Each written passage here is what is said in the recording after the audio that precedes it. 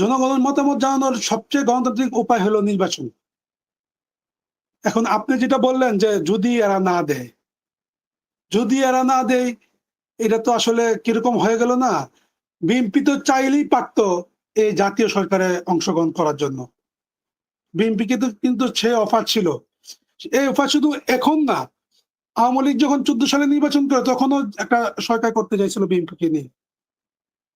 তখনও কিন্তু বিএনপি যায় নাই। এরপরেও বিএনপির কাছে আওয়ামী লীগের পক্ষ থেকে অনেক অফার আসছে।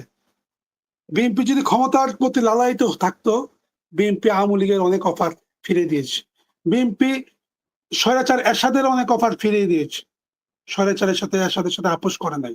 একটা সাধারণ মানুষের কাছে ভোট দেওয়াটা খুব বেশি আমার কাছে যতটা গুরুত্বপূর্ণ বা শামসুল হক ভাইয়ের কাছে যতটা গুরুত্বপূর্ণ, তার কাছে ততটা গুরুত্বপূর্ণ নাও হইতে পারে।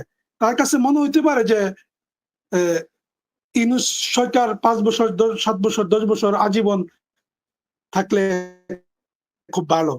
বিএনপি আন্দোলনে যেতে হবে না। বিএনপি যদি সহযোগিতার হাত উঠায় দেয়, এ সরকার আমি জানি না কতদিন টিকতে পারবে। বিএনপি যদি যা সহযোগিতার হাতটা উঠায় দেয়, আমার কাছে মনে হয় সরকার বেশি দিন টিকতে পারবে। জি।